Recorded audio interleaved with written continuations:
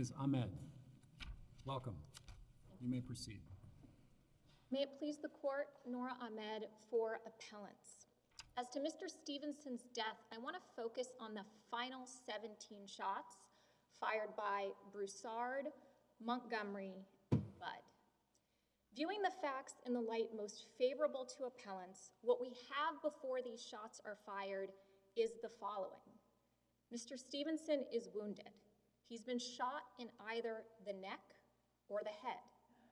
He's in a car that's immobilized, its rear tire having been flattened by gunfire. He's contained. The rear bumper of his car is jammed up against a police SUV to the back. There are bollard posts in front. An industrial-size dumpster is to the right, and we have another SUV to the left. Firing at Mr. Stevenson in this condition violated clearly established law on February 23rd, 2016. In Mason v. Lafayette, a police officer fired 7 shots at Mason. Qualified immunity was granted with respect to the first 5 shots, but there were disputed issues of material fact as to the final 2 shots. The police officer said that as Mason lay prone and face down, he attempted to reach for his weapon by moving his arm. His girlfriend, who was at the scene, stated that he simply lifted his head up and put it back down, and that the rest of his body did not move. The court indicated that, viewing the facts in the light most favorable to appellants, a police officer at the time that that officer shot would have appreciated that Mason was incapacitated. And that, Your Honors, is the situation that we have here. If we view the facts in the light most favorable to appellants, we understand that Mr. Stevenson has been shot by Henning's gunfire. Now, what we understand is Henning is the first officer to shoot. And in his LSP investigative interview, he told the inspector that after he fired, quote, there was some blood, maybe on Mr. Stevenson's neck or on his face. Now we have to understand that Mr. Stevenson suffered from 7 gunshot wounds. 5 of those bullets were lodged in his body. We know that 1 went through the left side of his neck, and that bullet was retrieved near his right jaw. We know that another went through the left side of his head near his ear canal, and that was retrieved near the upper right part of his brain. We also understand from the record that these 2 bullets are of unknown origin. So viewing the facts in the light most favorable to appellants, a jury could conclude that Henning's gunshot struck Mr. Stevenson in either the neck or the head. Now we have to ask, what did Broussard appreciate, what did Montgomery appreciate, and what did Budd appreciate? So here's what Budd says. He knows that an officer has fired a weapon, and he's about 7 feet from Mr. Stevenson at this point. And here's how he characterizes him. Quote, he was pretty deep down in his seat. All I could see was his head, low, and he was kind of leaning to the passenger side. That's what it looked like to me. But all I could see is his head just above the driver's side door. Okay. So a reasonable juror could consider these facts and state, well, Mr. Stevenson, his head, according to Broussard, appears in alignment with the wheel, right? His head is not in alignment with the windshield. And assuming that he has been shot on the left side of his face or his neck, Montgomery would have had an appreciation for that because he indicated that he was leaning to the passenger side. Now, the LSP investigator who came to the scene after Mr. Stevenson had passed, he said that he noted, quote, obvious signs of death. And he indicated that Mr. Stevenson was in a position that effectively matched Broussard's testimony. He said that Mr. Stevenson was, quote, leaning toward the passenger seat with his head tilted to the rear and facing upward. So, counsel, you're sort of slowing down what happened, and we're looking at it in sort of micro segments. What does the evidence show about the time frame that we're talking about in real time? We're talking about 1 minute and 25 seconds. And sort of starting and stopping from what points? Well, we begin with Birdwell coming to the scene, seeing Mr. Stevenson, and then we end with the gunshots that end Mr. Stevenson's. So Birdwell coming, and then the ending of the gunshots, that's a minute 25, you say? Correct. I guess what I meant was a little bit more specific, the shooting. What is the time frame of when shots were first fired and then ending when shots stopped being fired? So, Your Honor, that's a difficult question because we don't actually have video evidence and we don't have particular testimony as to how many seconds transpired. What we can look at when we're analyzing this situation is Birdwell comes, we know that Mr. Stevenson's car is not moving. He knocks on the window, ends up smashing it, right? We understand that the car then moves. Now, Henning arrives on the scene. There's distinct testimony about in which reversal Henning actually shoots. But we understand that Henning is the first to fire his weapon. And then according to Henning— That was at the tire? No. So Henning's shot is at Mr. Stevenson, right? So appreciating these facts, in the light most favorable to appellants, we have Birdwell who arrives, windows smashed. It would appear that the vehicle then reverses. As it moves forward, we have Henning who comes, fires at Mr. Stevenson. So the disputed issue of material fact number one is whether that particular shot struck him in the neck or the head, thereby incapacitating him at that moment. Right? We understand that Mr. Stevenson then reverses into the police vehicle. Now, the second and third shots, those come from Broussard, and those are directed at the wheel. And it is after that, and there's still some question, right? So Broussard is the only one that testifies that after he fires at the tires, that the car then moves forward again. No one else testifies to that, but he testifies that it then moves, and then it's after that we have 17 shots. Okay, so that's helpful. So you're zeroing in on when the 17 shots occur within this minute 25 period that begins with Birdwell. Okay. But am I understanding correctly by your chronology that the car is moving after Broussard shoots at the tires? Well, we do not accept that, Your Honor, and I'll tell you why, right? So Broussard testifies that he, quote, flattened the tire, right? So this is what he says. He then does say after this in his interview that the car moves forward again. None of the other officers testify that the car in fact moves. What we understand from Montgomery is that he immediately hears the air coming out of the tire. Henning says that too. Right after Broussard shoots, they hear the air coming out of the tire.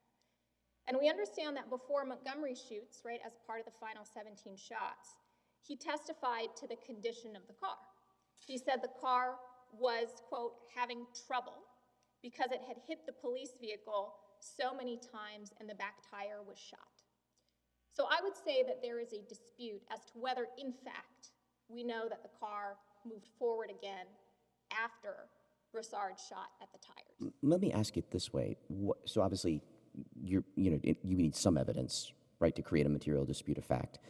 So I understand the police evidence that the car is moving forward, at least in some way, because it's obviously not found in the final condition resting up against the back SUV. So it, at some point, has to move forward in some way, at some amount of speed. So my question is, what would be your evidence that it wasn't moving? Does that make sense? Yeah, so my evidence that it's not moving is basically what the officers on the scene said. right? So we know that Montgomery says he heard the air coming out of the tire, and his characterization of the car is that it was having trouble because it had hit the police vehicle so many times and the back tire was shot. Right. So if I'm understanding what you're saying, there can't be a dispute of material fact about whether the car was moving because we only have the officer's testimony. Is that fair? That is fair as to this particular moment, as to whether the car moved forward after this particular shot. But we all understand that the car was effectively found in reverse by the LSP investigator. So when we're talking about the back tire, we understand that it's been shot by Broussard. He says that is flattened. We also understand that Montgomery says that he's heard the air coming out of the tire and that the car is having trouble because the back tire has been shot. Can I one follow-up question on the shots? So I understand that it's inconclusive about which bullet originated in which way and which one hit first or second or whichever. I'm a little confused though about the theory as to if the first bullet incapacitated him. What would be the injury? Like, suppose the first bullet was fatal. Would a second bullet violate qualified immunity? Your Honor, I would say yes, it would. And I think we can look back to 2008. So this court's aware there's an unpublished case, I want to be clear, called Graves v. Zachary. And the court in that case had to assess what clearly established law was at the time. So I'm only citing it so that it's instructive as to what the court decided then. And just in that case, so we're clear, a man is holding a gun, he's shot in the groin, and then he's shot in the chest. What we understand from the police officer is that, well, I shot him in the groin and then in the chest because he was still holding this weapon and I didn't see him slump over. So what we have in that particular case, because the individual survived, was even though I was still holding the weapon, I was incapacitated. And that was a disputed issue of material fact that ended up going to the jury. So I think here, we don't know, right, whether this shot to the neck or the head, killed Mr. Stevenson at that moment in time, or if it precipitated his death such that he was dying in the moment, right? So the thing, here's what I'm sorry, please, go ahead. Oh, and the only thing I wanted to say about what the court in Graves said is that they said that it's clearly established that an officer may not shoot again at someone who is downed or incapacitated. So that's what I would look to, Your Honor, as to if somebody is already dead, does it violate qualified immunity to shoot at them again? Right, so in Graves, obviously there wasn't a dispute about the fatal shot. And same thing in Mason. So, and obviously all these facts are horrible. In Mason, there was no dispute that the officer's shots in the back were the ones that had killed the decedent. And so those were the two that went to the jury. Since it's your burden to overcome qualified immunity at summary judgment, the thing I'm hung up on is how you can get over it, that is the qualified immunity defense, if you don't have anything other than maybe. Well, I think, Your Honor, what we know is that he's been viewing the facts in the light most favorable to appellants, shot in the neck or the head, such that a reasonable juror could infer that he was incapacitated. The extent of that incapacitation, that is unknown, right? But there is an appreciation for what that incapacitation could be. And then we need to look to whether Broussard appreciated that incapacitation. I was able to tell Your Honors what evidence we have in the record of that. And then we also have to look to what Montgomery appreciated about that interaction. So before Montgomery ends up firing the 17 shots, he does describe Mr. Stevenson as incoherent. He says, I just saw him moving around, bouncing inside the vehicle, and saw his mouth possibly moving. I never heard him say anything. What we know is that— Refresh my recollection, sorry to interrupt. By concentrating on the 17 shots, is your argument, and I know this in your brief, I just don't remember, is your argument that the first shot by Henning shot first, right? That Henning would be entitled to qualified immunity for that shot? Your Honor, I would like to rest on our papers and the clearly established law there and to focus on the 17 shots here, but this court I'm could- just asking as a matter of fact, are y'all claiming that the first shot by Henning is also actionable and he shouldn't get that should go to the jury also? We are saying that as well, yes. So in, Let me ask you this. Do you dispute that the vehicle moved after he was shot through the neck?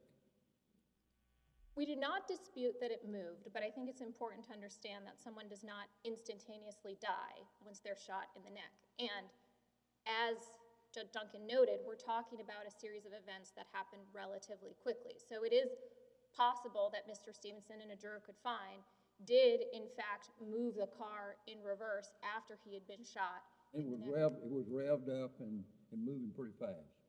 Well, there's a bit of dispute before the 17 shots, if your honors will permit me, on the revving, right? Go ahead. So we have Bud, who's also the third officer here, who's shot.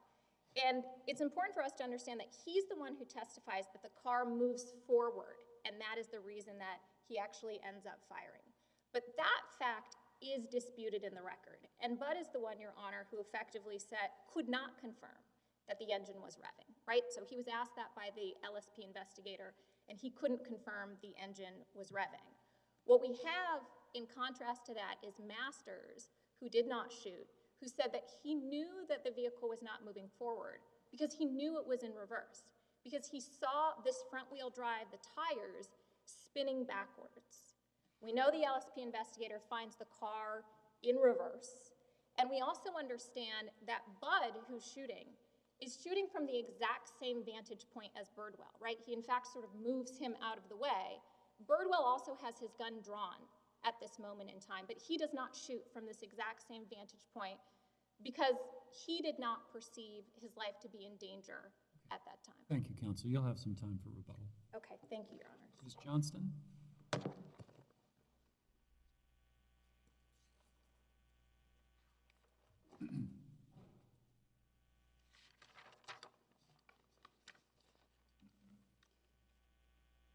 Good morning, may it please the court. Tara Johnston for Sheriff Gautreaux, Lieutenant Birdwell, Detective Montgomery, Detective Broussard, Sergeant Budd, and Detective Henning. I just want to start with clarifying some of the things. Appellant is trying to create issues of fact that simply don't exist. I don't want the court to be confused by the things that were said today or some of the things that are in the briefs. First, there is absolutely no evidence Henning shot made contact with Travis Stevenson. That's a new argument today, wasn't expecting it, but there is absolutely no evidence in the record that it made contact with him. It doesn't matter. That doesn't create an issue of fact to preclude summary judgment at this point because the car continued going forward and backwards multiple times after Henning fired his shot.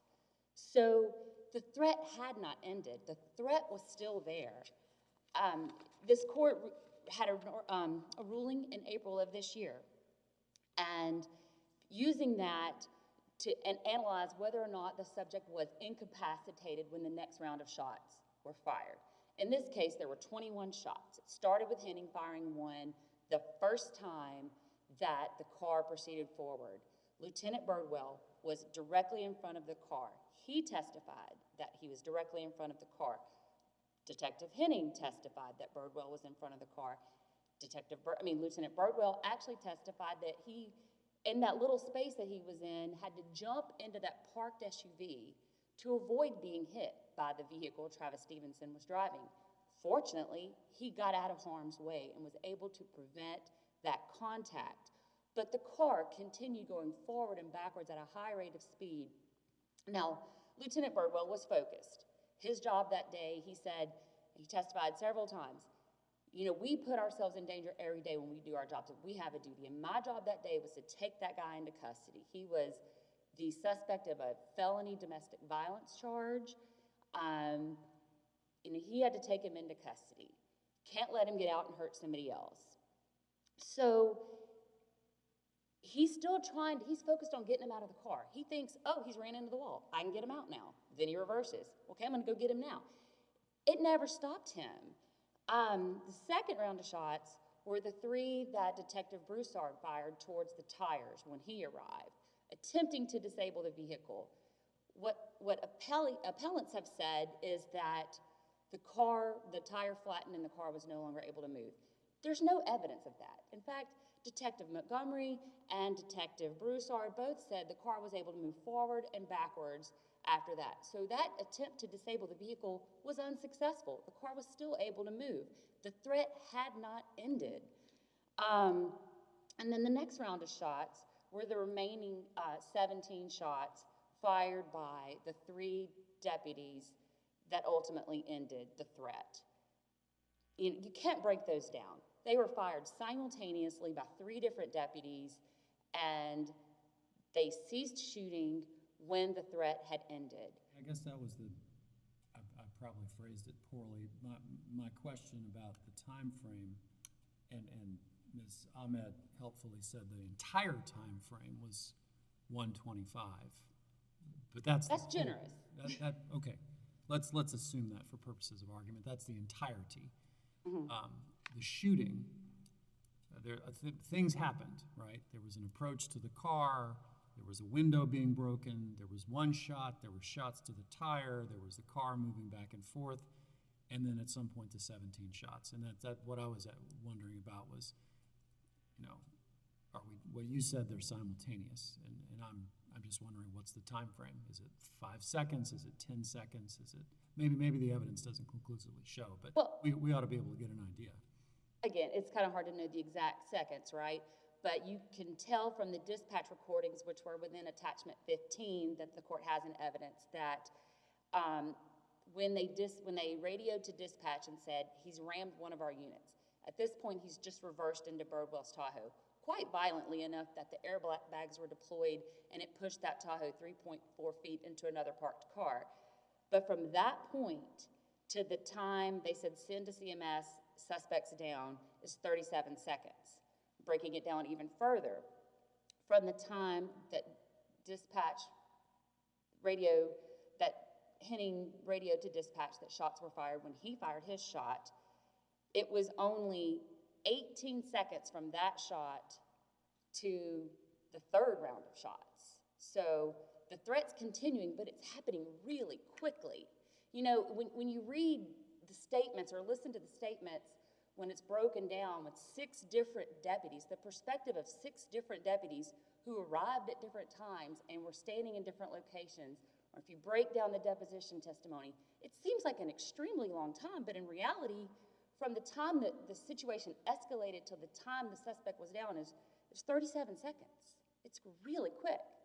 And again, from the time that the first shot was fired and the second and the last round of shots was fired, it's only 18 seconds. So they are simultaneously. But again, after Henning shot, the threat continued, He's still going forward and backwards to the area where a deputy was standing. What's the area? How large an area is it? Okay, so I provided a little diagram from the evidence to y'all just because I thought a visual aid may help here. But it's a small area. Even the path that the vehicle, according to the state police diagram, this is an independent law enforcement agency that prepares this evidence, and it cannot be disputed. It's just a little over 15 feet total, and Birdwell's about in the middle of it. So let's say, at the time that the car was where Birdwell approached at the driver's door, there's only 3.9 feet between Stevenson's car and the parked SUV. And, Birdwell continues to try to approach him and has unintentionally placed himself in front of this vehicle. One of the things that the appellants have argued is that, Birdwell's actions led to this, whether it was from the beginning of the way he approached the suspect. This court has not recognized a state-created need theory. The fact that he could have or should have approached it differently is irrelevant here. It only matters at the moment of the threat. The shooting was at the moment of the threat. Doesn't matter what happened before that. But right here, it's a very short, very small space. Birdwell did not know that he had a place to escape. He testified. I had no idea where to go. I was focused on, My question about the space was you said that the car was able to reverse at a high enough speed to make the airbags in the cruiser deploy? yeah. And I don't know what speed that is, but Well, I don't think that we know, but I mean, he really only backed up it wasn't. less than 15 feet and was able to go. It wasn't parallel parking speed.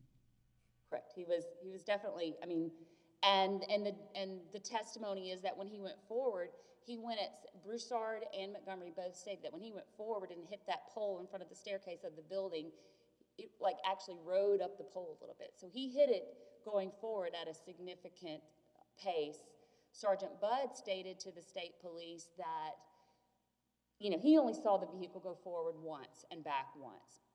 But the time he saw the vehicle go forward, it was at such a high rate of speed that if he had come forward another time at that rate of speed, he and Birdwell weren't making it out on the other side.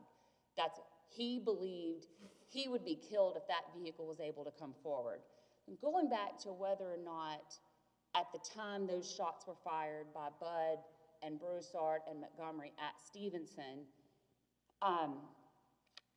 was he incapacitated? Again, it's just an argument to try to create an issue of fact that isn't there. There's no evidence that he was incapacitated.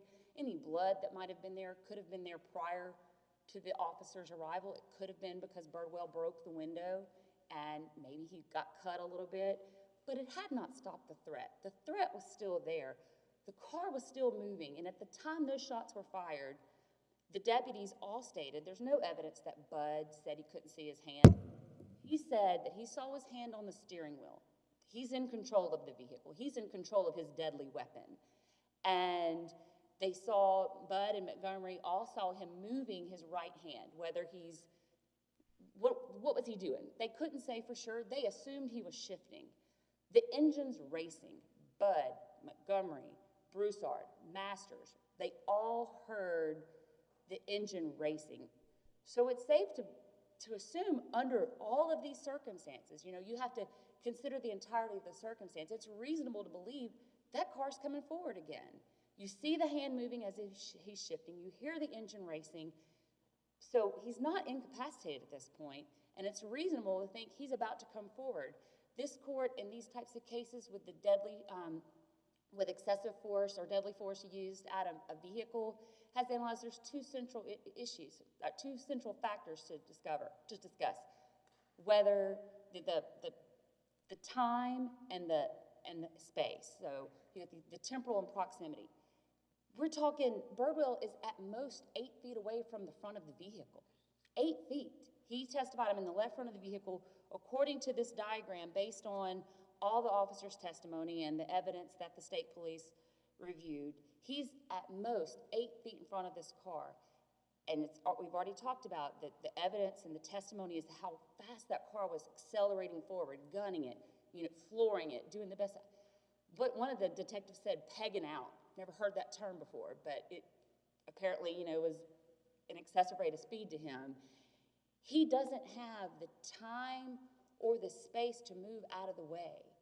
And so those factors that this court has considered in cases like this, when you look at those and looking at this diagram to see where he was at the time, there's not much space. There's not a lot of time to react to something that's happening so quickly. And like you said, 37 seconds from the time he first hit the car to the fatal shots. It's fast.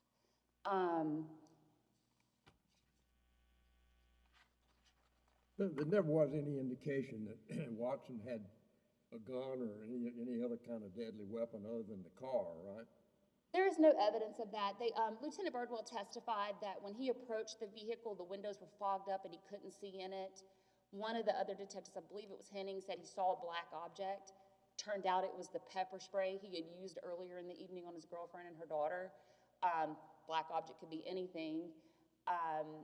Reasonable, our expert Joseph Stein testified that in these domestic violence cases, it's very usual for the suspect to arm himself and use it either against law enforcement officers or, you know, somebody else, probably the partner. And so it's reasonable to think that he had access to a weapon. Nobody ever saw one, nobody ever testified that he had a weapon, but obviously this court has considered a vehicle to be a deadly weapon. And that's what they believed here. My position is that, breaking them down, when you look at the factors for qualified immunity, Henning didn't cause an injury to Mr. Stevenson, so therefore he's entitled to qualified immunity because you can't reach that factor. You know, just because the plaintiffs are arguing, or the appellants are arguing that Henning's shot hit Mr. Stevenson, there's no evidence of that.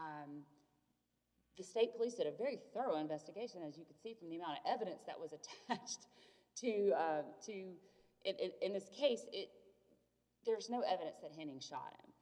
And to keep going, Masters and Birdwell never fired.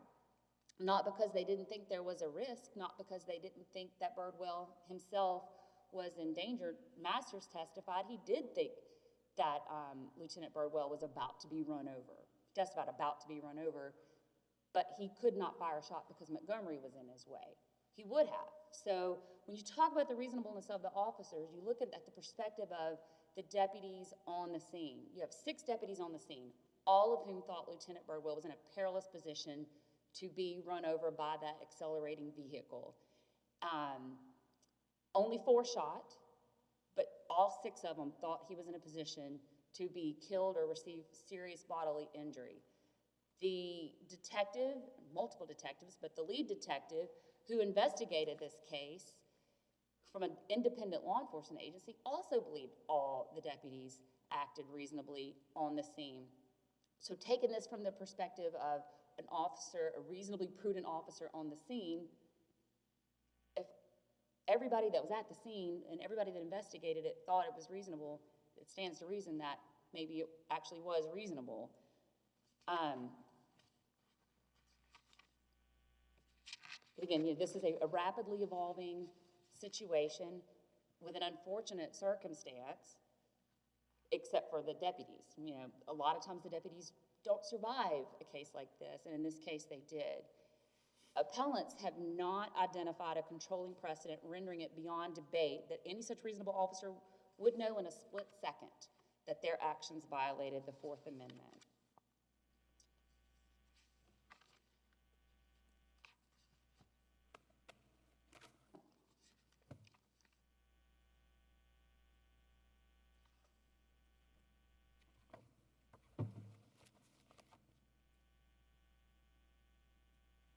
Just to clear up a thing, appellant also made a comment about the reversal. Which time did Henning shoot? I think that the issue of fact that she was attempting to create is from Birdwell's testimony. Birdwell gave a statement to state police that night, hours after this incident, and said that Henning shot the first time the car went forward after reversing into his unit. Multiple years later, 4 years later or so, when he's deposed, he didn't remember which time it was. So obviously you would rely on his statement right after the incident. His memory was better at that time. That's the only issue of fact as to what time, which time that he went forward that Henning shoot.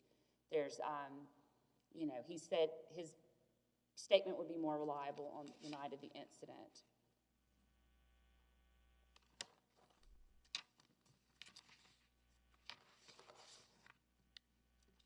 Just touching on qualified immunity, on official capacity, because that was also at issue before the court. If this court finds that there was no Fourth Amendment violation, obviously there's no official capacity, no Monell claim against the sheriff. I don't even know that issue would be properly before the court because the plaintiff's appellants did not raise that until in response to the motion for summary judgment as far as this issue on the mentally ill, if that even really matters before the court. For a failure to train claim, the plaintiffs must show the training or procedure, training policy or procedure was inadequate, that the inadequate training policy caused the deputies to shoot Stevenson, and the deliberate indifference of the sheriff. And there's just no evidence that the sheriff was deliberately indifferent in training these guys on any aspect, but particularly on handling mentally ill. individuals on the street. This case involves a single isolated incident of lack of training, alleged lack of training, but that's not sufficient to establish deliberate indifference. If we were to look at the single incident exception, this court, as recently as April, has said the single incident exception is generally reserved for those cases in which the government actor was provided no training whatsoever. And it's clear from the evidence the officers were trained, that they had, at minimum, the training that was required by the state, but also training in addition to that. And there's no evidence Sheriff Gautreaux had noticed that a shooting such as this was a highly predictable consequence of the training provided. So the district court correctly dismissed the official capacity claims as well.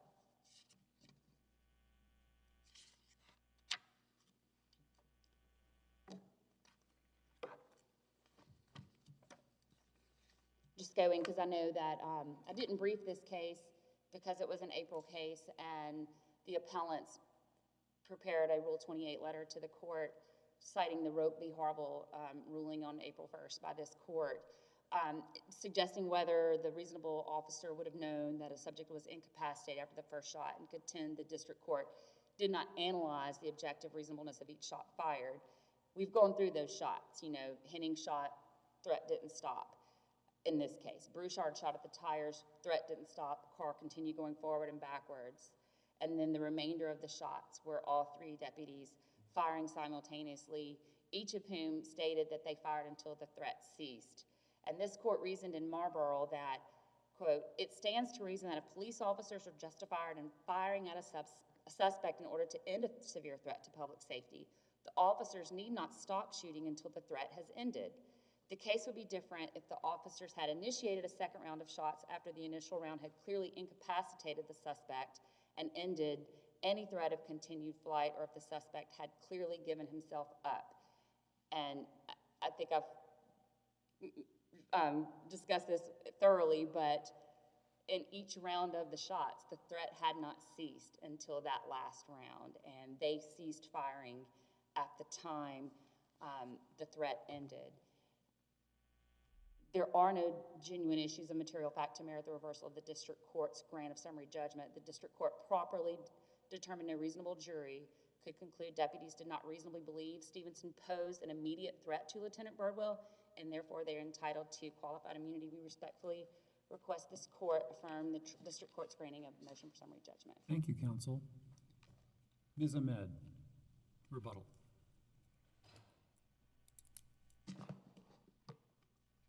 Your Honors, I would like to clarify what our disputed issues of material fact are, viewing the facts in the light most favorable to appellants.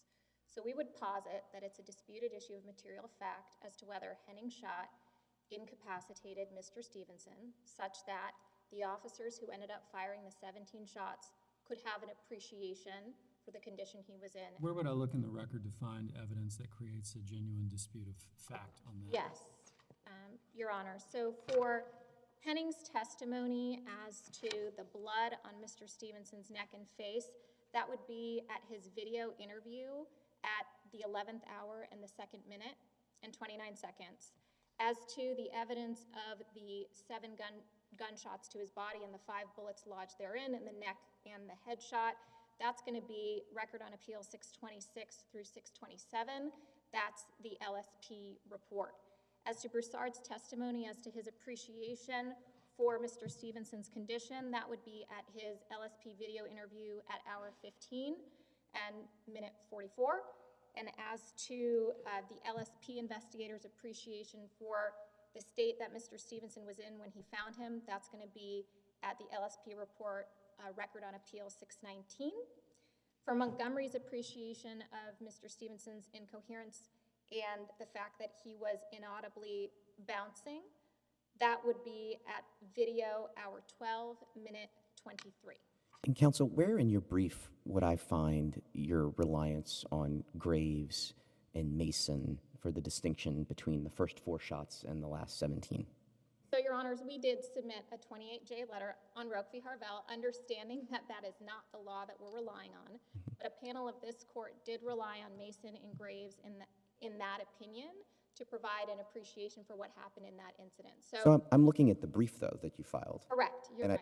And it's not there. It's not there. It's reliance on the 28J and that opinion where the court. And I'm looking here also at your description of Marlborough, which is sort of a related kind of idea about incapacitation, and I don't see any distinction between the first 4 shots and the last 17. Well, Your Honor, I think that was raised in part in footnote 6 of our reply brief, as in the opposition brief, opposing counsel said there's no evidence that Mr. Stevenson was wounded, and so in footnote 6, we ended up saying, in fact, that's not true, and we provided the citation to Henning's testimony, which I just talked to the court about, and then I thought it would be helpful for this court to talk about it during oral argument. But well, obviously we can't consider arguments raised for the first time in a reply brief anyway, certainly not in the footnote of a reply brief. And I wouldn't say it's the first time we're raising it, Your Honor. I think this is what they raised in opposition, and so it was important for us to clarify that Mr. Stevenson had in fact been wounded. So had that not been raised in the opposition, then I think there would be a question as to whether that's something we can talk about today. But because they are relying on that as a reason for there being no disputed issues of material fact, we think it's important for the court to take that into consideration. So as to the arguments that are actually in the blue brief, which would cover all 21 shots, what is your view of what the Fourth Amendment would have allowed the officers to do in this situation? Because I understand the argument that you've raised on appeal is that no shots are permitted by the Fourth Amendment. Every single one of the 21 is excessive force. So what would have been the thing they could have done when you've got Officer Birdwell, according to this diagram, somewhere between 6 inches and 12 inches from the left side of the car? So I think Birdwell's location is in dispute after the first shot, right? So when And I'm talking about just before the first shot. So when you're talking about before the first shot, Birdwell is there. He does not know that Henning has come, and we understand that Henning fires, and that effectively almost grazes Birdwell or is so close to him when he's near the vehicle. But it is after that, Your Honors, which is why I think it's important for us to understand the series of shots, right? The first shot by Henning, the 2 to 3 shots to the tire, and then the 17 Yes, but shot. Judge Oldham asked what the officers are allowed to do by the Fourth Amendment. Right, so the officers are, in this particular case, Your Honor, we would say that Lieutenant Birdwell's life was not in danger based upon his own testimony. I understand, and I have a very specific question, and I would be grateful for an answer. What should he have done, he, Birdwell, or any of the other officers, consistent with the Fourth Amendment? Is the answer nothing? No, I think the answer, Your Honor, is what our expert testified to, is it would have been to step back and allow Mr. Stevenson to finish the episode, and then they could have acted. And that's where, Lloyd Grafton has 50 years of experience, 23 years in the criminal justice university system. That was his recommendation. And if I could just on this training point, Your Honor, so there is a disputed issue of material fact. Counsel, your time is up. Thank you very much. Okay. Case is submitted. Thank you for a well-informed presentation. We will take a brief recess while we get ready for our next argument, which will be by video.